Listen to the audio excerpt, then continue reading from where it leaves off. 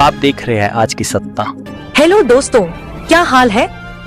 तारीख आज 28 अगस्त 2025, दिन गुरुवार, हिंदी तिथि पंचमी। और आइए बात करते हैं आज के मुख्य समाचार में देश भर की तमाम बड़ी खबरों पर नजर डालते हैं।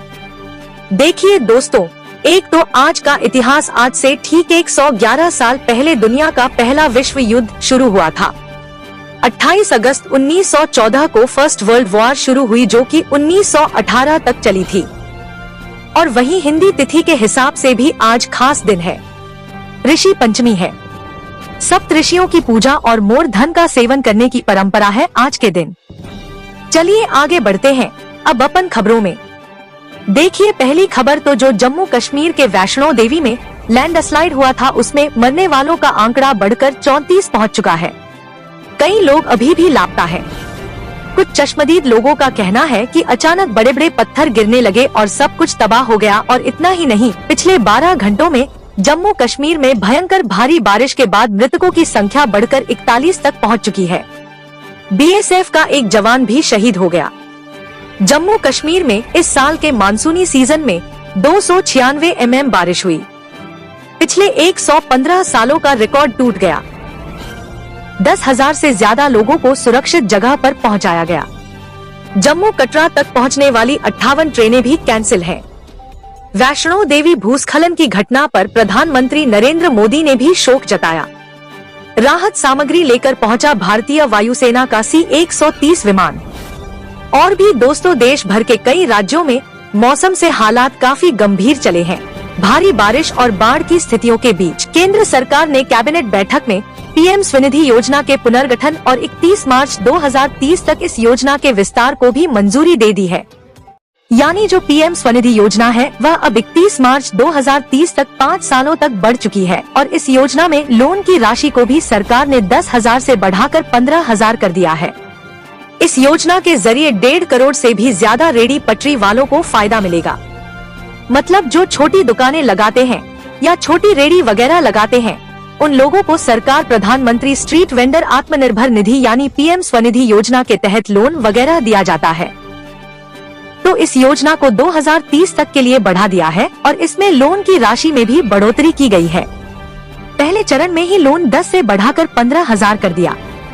दूसरे चरण में 20,000 से बढ़ाकर 25,000 और तीसरे चरण का लोन 50,000 रुपए की ही तरह रहेगा।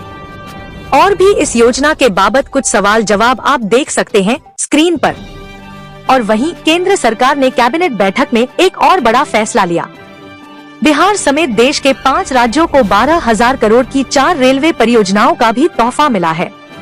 कैबिनेट से इसको भी मंजूरी मिल चुकी है और वह 5 राज्य हैं बिहार, कर्नाटक, तेलंगाना, गुजरात और असम में 1,328 रुपए करोड़ की 4 रेलवे परियोजनाओं को मंजूरी दी है। इन परियोजनाओं के जरिए इन रूट पर रेलवे डेवलपमेंट देखने को मिलेगा। चलिए अगला अपडेट आ रहा है जीएसटी को लेकर। देखिए एक रिपोर्ट कंपनसेशन सेस को हटा सकती है सरकार, क्योंकि आने वाली 3 से 4 तारीख को जीएसटी काउंसिल की बैठक होनी है सितंबर में, तो इसमें यह फैसला लिया जा सकता है। राज्यों का नुकसान कम करने के लिए यह कंपनसेशन सेस लगाया था, तो इसको अब सरकार हटाने पर विचार कर रही है। यह 56वीं बैठक होने वाली है ना। चलिए आधार कार्ड को लेकर देखिए, सरकार ने एक बड़ा निर्देश जारी किया। 5 साल से लेकर 15 साल तक के बच्चों का आधार कार्ड में बायोमेट्रिक अपडेट करवाना जरूरी हो गया।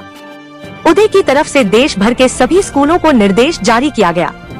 जो आधार कार्ड को मैनेज करने वाली संस्था है उदय, और स्कूली शिक्षा एवं साक्षरता विभाग दोनों के साथ एक पार्टनरशिप साझेदारी हुई है। इसके जरिए अब unified district information system for education plus data मुहैया कराया जाएगा। और इस मिशन के तहत अब स्कूलों में ही कैंप लगाकर बच्चों का बायोमेट्रिक अपडेट कराया जाएगा। क्योंकि रिपोर्ट्स के मुताबिक अभी भी हमारे देश में 17 करोड़ से भी ज्यादा आधार कार्ड में बच्चों के जो आधार है उनमें बायोमेट्रिक यानी फिंगरप्रिंट, आरिस वगैरह अपडेट नहीं हुए हैं। तो अब इस नियम के मुताबिक 5 साल की आयु के बच्चों और 15 साल तक की आयु के सभी बच्चों के लिए आधार कार्ड में बायोमेट्रिक अपडेट का समय पूरा होना एक अनिवार्य आवश्यकता है। तो देश भर में सभी स्कूलों को इस संबंध में निर्देश जारी कर दिए गए हैं। और अगला अपडेट देखिए, रेयर अर्थ को लेकर सरकार ने एक बड़ा फैसला लिया। 5 महत्वपूर्ण खनिज ब्लॉकों की नीलामी रद्द कर दी है। खराब प्रतिक्रिया मिलने के कारण यह फैसला लिया है। वहीं देखिए ड्रीम स्पोर्ट्स पर रिपोर्ट सामने आ रही है कि भारत के ऑनलाइन गेमिंग कानून की वजह से ड्रीम स्पोर्ट्स का निकला दिवाला, कंपनी की 95% आय खत्म हुई। ड्रीम 11 अब भारतीय क्रिकेट टीम का टाइटल स्पॉन्सर भी नहीं रही है। इसके अलावा कंपनी ने अपना गेमिंग बिजनेस वगैरह भी बंद कर दिया है, तो इससे कंपनी की 95% आय खत्म हो गई है। और वहीं देखिए इनकम टैक्स पर सरकार ने रिपोर्ट जारी की। पहली बार व्यक्तिगत आयकर ने कॉर्पोरेट टैक्स को भी पीछे छोड़ दिया। जेएम फाइनेंशियल की रिपोर्ट में यह दावा किया जा रहा है कि भारत में पहली बार व्यक्तिगत आयकर संग्रह यानी जो इंडिविजुअल लोगों का इनकम टैक्स है वो कॉर्पोरेट टैक्स से भी आगे निकल चुका है। यह कुछ डाटा भी आप देख सकते हैं। और वहीं खबर आ रही है वनस्पति तेल उद्योग को भी राहत मिलने की उम्मीद है। जीएसटी रिफंड प्रतिबंध हटाने पर जल्द ही फैसला लिया जा सकता है। चलिए बैंकिंग न्यूज से बड़ी खबर देखिए। एचडीएफसी बैंक के ग्राहकों के लिए जरूरी खबर आ रही है। 1 अक्टूबर से बदलेंगे बैंकिंग सर्विस से जुड़े नियम।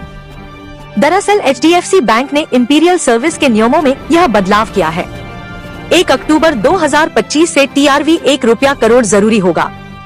पुराने नियम भी लागू रहेंगे। ग्राहकों को कई मुफ्त सेवाएं भी मिलेगी।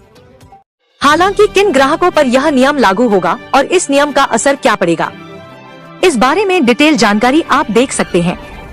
बैंक का कहना है कि इस संबंध में पुराने नियम भी लागू रहेंगे और ग्राहकों को कई मुफ्त सर्विस भी एचडीएफसी बैंक की तरफ से मिलती रहेगी। चलिए अगली खबर देखिए। देश के सर्वोच्च न्यायालय सुप्रीम कोर्ट ने एक बड़ा फैसला सुनाया। कहा कि एनजीटी के अधिकार सीमित हैं। मनी लॉन्ड्रिंग मामलों में ईडी पर मुकदमा चलाने का अधिकार एनजीटी को नहीं है।